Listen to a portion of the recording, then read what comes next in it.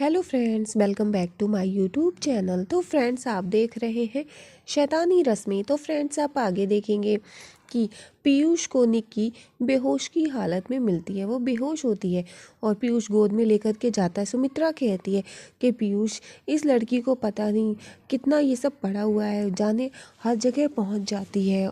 और इधर दामिनी देखती है कि निक्की को पीयूष गोद में ले जा रहा है। अब दामिनी सोचती है, मैं उस किताब को ले लूं, वरना फिर मैं उस किताब के पास नहीं पहुंच पाऊंगी। अब दामिनी जाती है किताब उठाने के लिए।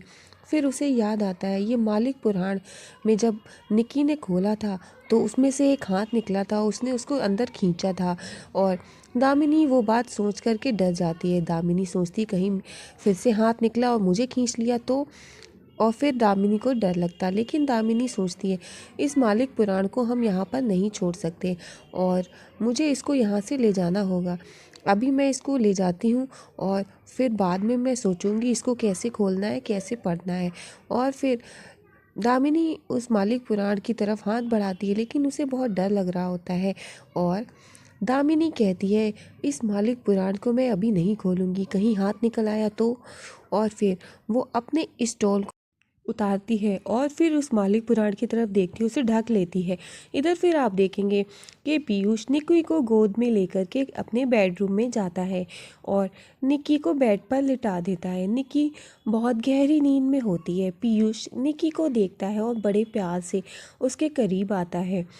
पीयूष निक्की के लिए फीलिंग्स फील करने लगता है और वो उसके ऊपर हाथ रखता है और वो सोचने लगता है, निक्की, अगर तुम यहाँ आने की ज़िद नहीं करती तो हम लंदन में कितने प्यार से रह रहे होते और कितने अच्छे से रह रहे होते। और तुम्हारी ये मासूमियत कहीं खो सी गई है।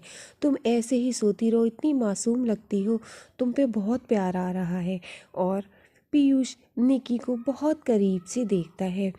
पीयूष निक्की को देखकर खुद पर कंट्रोल नहीं कर पाता है और फिर पीयूष निक्की के करीब आता है, उसके लिप्स पर किस करने जा ही रहा होता है और बहुत करीब पहुंच जाता है किस करने के लिए।